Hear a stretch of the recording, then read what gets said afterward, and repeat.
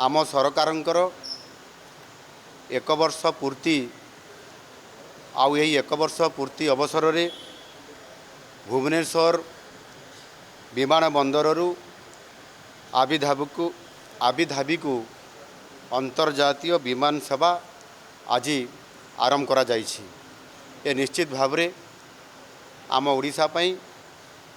अत्यंत गौरवर दिवस, खुशीर खबर। यही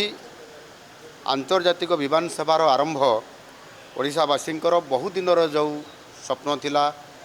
एवं सेमानकर आकांक्षा थिला, आशा थिला, आउ ये आकांक्षा को पूरण करने दिगरे आउ एक उच्चतर निश्चित भाव में सोपान आज ओडिशा विमान सेवा क्षेत्र में आरंभ करिछि। माननीय यशस्वी प्रधानमंत्री नरेंद्र मोदी जी मार्गदर्शन एवं केंद्र सरकार सहयोग आज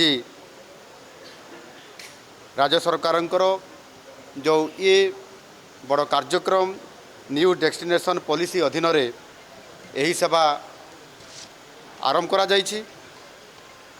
आज जो एयरलाइंस आज भुवनेश्वर आबुधाबी गला इंडिगो एयरलाइंस द्वारा ये सेवा आरंभ करागला एवं यही विमान रे 180 जन यात्री से सीधा सड़क भाव में भुवनेश्वर आबुधाबी को जीवार बहुत बड़ा गोटे अपॉर्चुनिटी आज से पाइले। आम सरकार जेबेठारु नुआ सरकार दायित्व नेले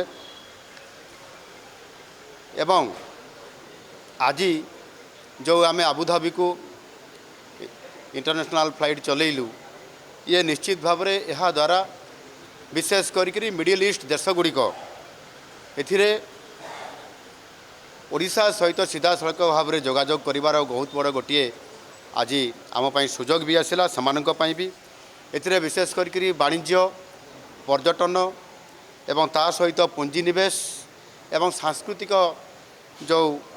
भावर विनिमय ये क्षेत्र रे आम सीधा सड़क ओडिशा सहित गोटे भावमय भावर विनिमय गोटे सुसंपर्क प्रतिष्ठा हवा सहित आगामी दिन में या आहरी यार स्ट्रेंथन करा जाई परिबो। आज जो विमान गला ये विमान रे मध्य आमर कार्गो सेवा मध्य आज आरंभ होईछि।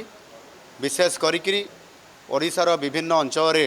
जो आमर प्रोडक्शन जो रही मैंगो एवं ता सहित अन्य वेजिटेबल्स मध्य विभिन्न जिल्लारू केन्दुझररू ढेंकानालरू नुआपड़ारू रायगड़ारू जोठी भल आंब प्रोडक्शन होउची आम्रपल्ली एवं विभिन्न प्रकारर ताहा मध्य आज 50 टन आम्रपल्ली आंब मध्य आज आबुधाबी को पठा जाई पारिला। एनु निश्चित भाव में ये गोटे गुरुत्वपूर्ण उभय कार्गोरे एवं लोक मानकर जीवा आसबार ये गोटे बहुत बड़ सहायक हो पारिबो। आज मध्य विशाखापाटना को विमान सेवा पुनर्बार आउ थे आरंभ होउची। सेथिपाई मध्य यार बोर्डिंग पास कार्यक्रम चली आउ घंटे 1.5 घंटा पर ये विमान सेवा मध्य पुनर्बार आउ थे आरंभ होगापी जाउची। निश्चित भाव में एथिरे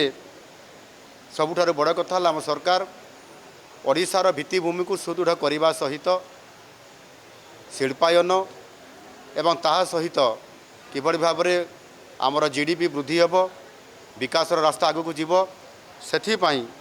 उभय आमर जो इंफ्रास्ट्रक्चर अच्छी से सड़क पथ रेलपथ सहित आकाश पथरे मध्य व्यापक भाव में जोगाजोग मध्य पदक्षेप आम सरकार नौछंती। ओडिशा को जातीय एवं अंतर्जातीय स्तर में जोड़ाई जो उद्यम आरंभ होता आज आम सरकार आसवा द्वारा एथिरे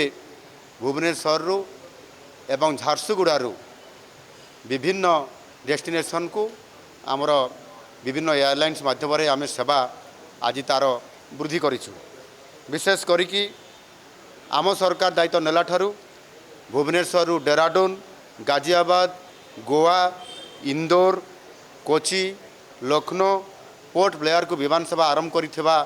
परिप्रेक्षी रे झारसुगुड़ारू सेमती हैदराबाद लखनऊ मुंबई एवं रायपुर को मध्य विमान सेवा ये आरंभ होइछि। यह निश्चित भाव में ओडिशा पाई एवं आम ये भुवनेश्वर इंटरनेशनल एयरपोर्ट रु जेभली भाव में आज एवं घरोई एवं उभय आंतर्जातिक विमान सेवा आरंभ होती निश्चित भाव में आगामी दिन में ओडिशा एक बहुत गोटे भल आमर ये केन्द्र होउची विमान सेवा क्षेत्र में जो थे उभय लोक मानकर जीवा आसवा सहित जो लिंक एवं विशेष करी आज जो इंडिगो एयरलाइंस जो सेवा एठी देला कलिकतारू मध्य किसी पैसेंजर आसुचंती भुवनेश्वर को भुवनेश्वर से माने आबुधाबी जावाई ये व्यवस्था अच्छी एवं विशाखापाटना एठी आसीपारे विभिन्न एयरपोर्ट रु मध्य भुवनेश्वर को आसबे अर्थात आगामी दिन में आम भुवनेश्वर एयरपोर्ट एक इंडिगोर गोटे हब होगापी जाऊँगी जो थे कि विभिन्न एयरपोर्ट रु भुवनेश्वर आसबे भुवनेश्वर सीधा सड़क भाव में आंतर्जातिक सेवा से मिल पार से प्रकार व्यवस्था आगामी दिन में करने आम सरकार या उपरे फोकस करुँच आउ गोटे कथा जो कार्गो सेवा ये कार्गो सेवार जमती कमर्शियल क्षेत्र में आहरी अधिक केमती वृद्धि पार से ओडिशा रे जो प्रोडक्ट होउची से प्रोडक्ट गुड़िक विदेश को केमती जीव ताहा द्वारा निश्चित भाव में व्यवसाय कारोबार रे ओडिशा अर्थनैतिक दृष्टिकोण आहरी समृद्ध हो पार